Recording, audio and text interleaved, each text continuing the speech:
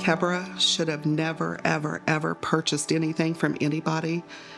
That was her mistake, but she didn't deserve to die. You know, she paid the ultimate price. She got the death sentence. But guess what? I'm her mama, and her family, we got a life sentence. We live this every single day, you know. I have a son, and he's lost his mom, you know, to a certain degree, because I will never be the same person that I was the day before Kebra passed away. Doesn't mean I can't be a better person, but you lose yourself, so you're trying to deal with the loss of your daughter, and you're trying to deal with the loss of yourself, and it's very, very difficult.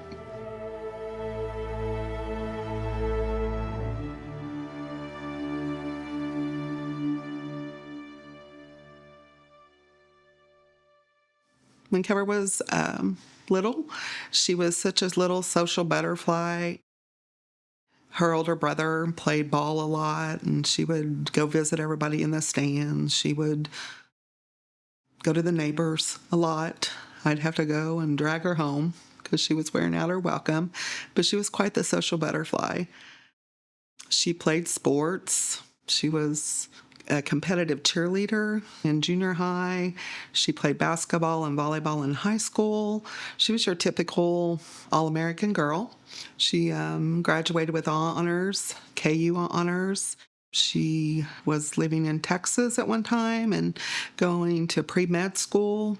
She always worked in the hospital as like a lab tech or a patient care tech, that kind of thing. Kebra was very what I call OCD. She had her life mapped out, and when things didn't quite go the way it should, it kind of threw her into a tailspin.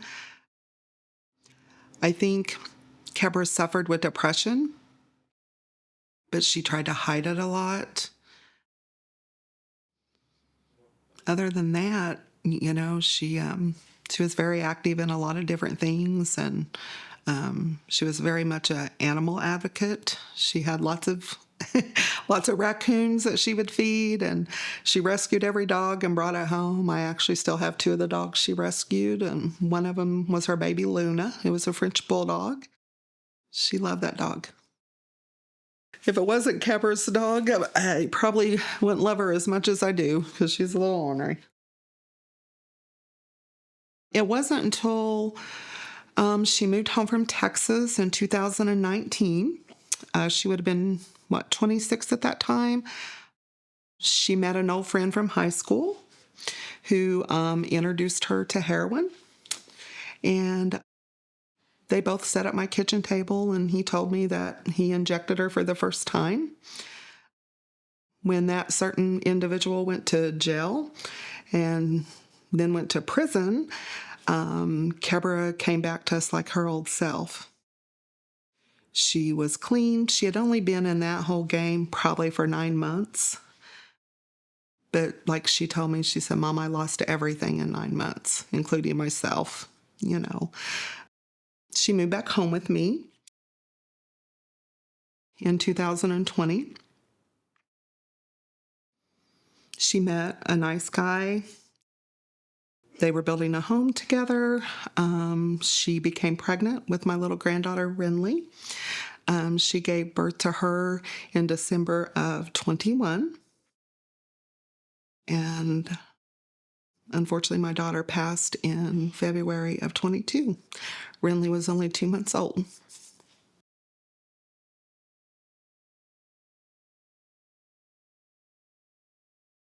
You know, it's kind of funny because Kebra has a niece and a nephew, and she loved them babies. She was always the fun Aunt Keb that came from Texas carrying gifts, you know. She loved being an aunt, but she never really wanted to be a mom, she told me, because she didn't want, you know, the babies to puke on her and do all that. But, you know, when she got pregnant with Renly, her whole life changed. I mean, she was ecstatic about being a mom. she was just so anal about everything. Everything had to be matched, and her little wash rags and everything, socks were color coded, all of that. And that's what I was saying about Kebra being, OCD. She wanted to be able to control everything like that. But unfortunately, when she gave birth, it was during COVID. I wasn't able to be there. Her and the baby's dad both had COVID at the same time while she was giving birth. So that wasn't a good experience for her, but she made it through. She's strong. When she came home, she was breastfeeding, doing all the things that a new mama should. Very, very, very protective of Renly. Unfortunately, she got an abscess from breastfeeding. Anyway, they treated her. She had a whole bottle of hydrocodone. I think she only took 2 out of that whole bottle. When she passed away, I found the bottle, and there was, like I said, there was only 2 gone. Everything was going well. She wasn't going anywhere. Of course, there's always drama with, relationships and things like that. But that particular night, she wanted to go out and eat with a friend and wanted me to watch the baby. And they both lived with me, the baby and her. And I said, sure, go, have a good time, And she texts me every hour on the hour, how's Renly, Mom? How's Renly?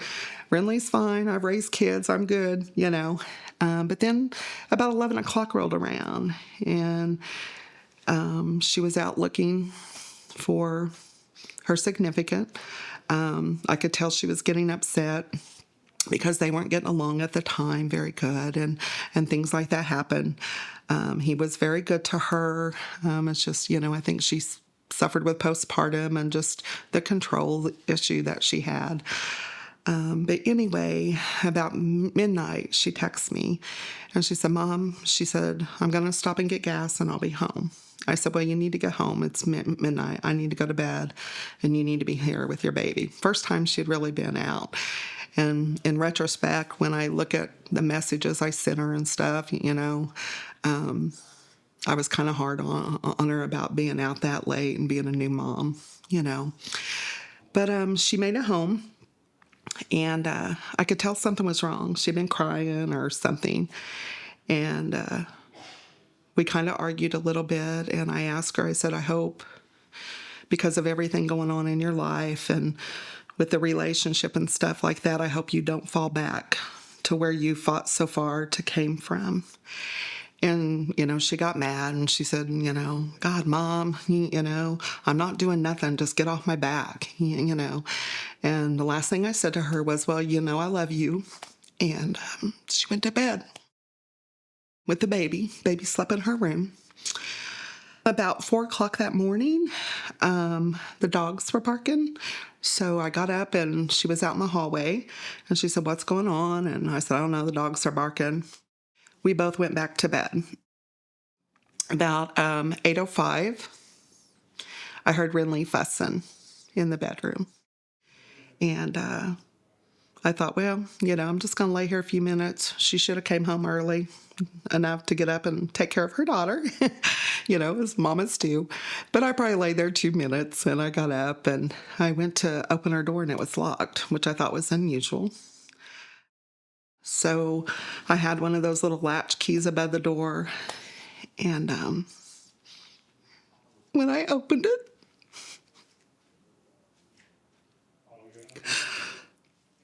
I saw my daughter face first on her bed.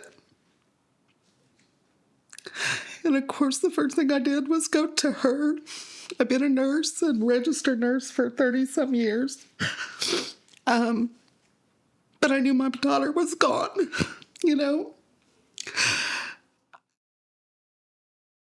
I remember grabbing the baby and grabbing my phone. And I ran outside and I remember screaming for somebody to help me. But there was no one. And of course I called 911. And they showed up, the ambulance and the police. And At that time, I didn't have any Narcan in the house. I wasn't even thinking about that. Our police department at that time apparently didn't carry it because none was used on her, but I knew she was gone as a nurse, So,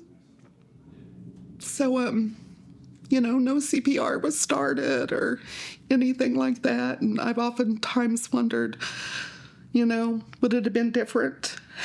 But my heart knows she was gone. And being a nurse, I know she was gone. Next to her, she had just went face forward. She was sitting like an Indian. None of the blankets were messed up, nothing. So, the police came, the coroner came, the funeral home came, everybody came. And then she was taken, and had to do the autopsy and all that. I have to say that the place that did her autopsy, they were beautiful people. They were so kind. When I got her autopsy report back, the only thing that was in her system from that half a blue pill that was marked as a M30, which was a press pill, it was nothing but pure fentanyl. She had 46 mgs in her system.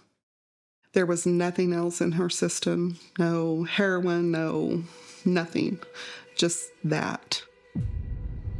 She had only taken half a pill. The other half a pill was laying next to her on a little silver deal.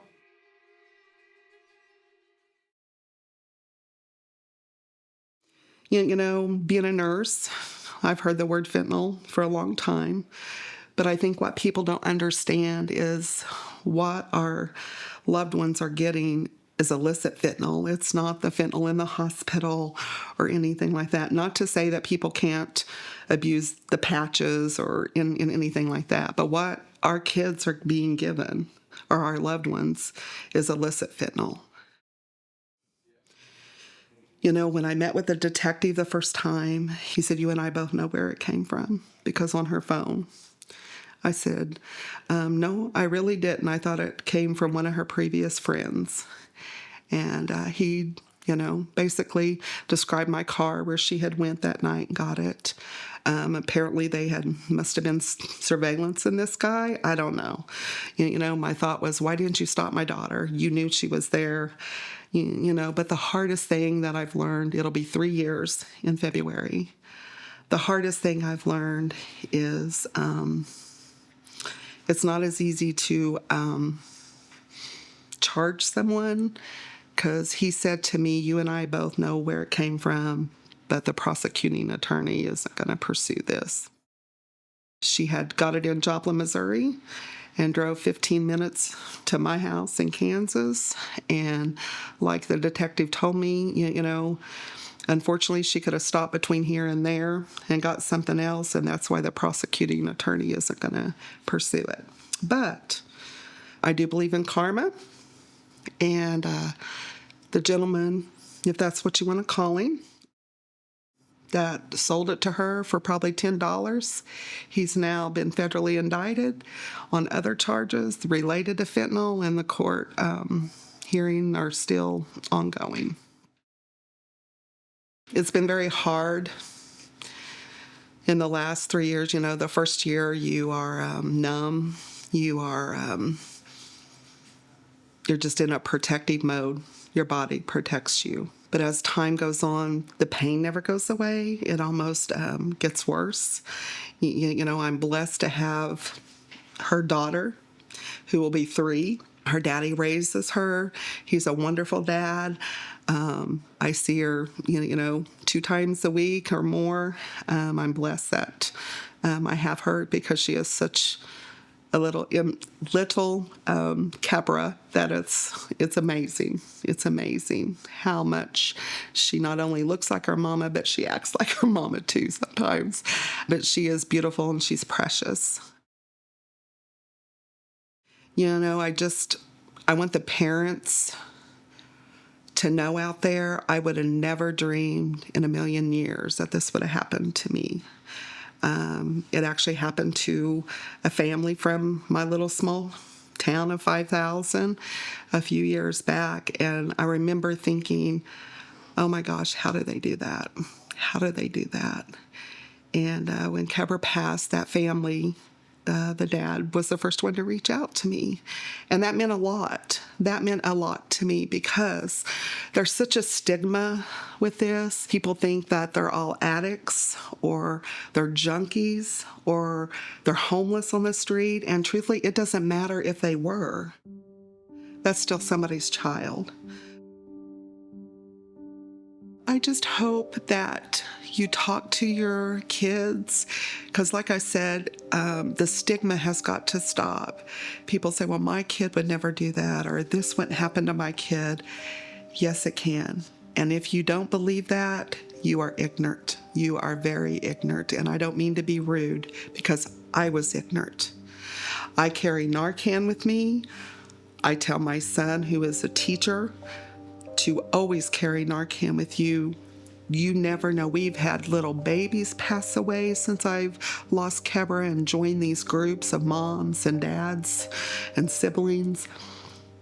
There's babies that touch it. There's young kids that try it. There's every walk, and it's in everything now. It's in marijuana. You know, when I grew up, you know, marijuana was like the gateway drug. Now it's legal. You know, it just amazes me. But you've got to understand that stuff is out there. It's not just in the big cities. It's not just with the riffraff. It's everywhere. It is everywhere. We've had, even just in our little local area, we've had policemen lose their child. We've had teachers lose their child. It doesn't discriminate at all.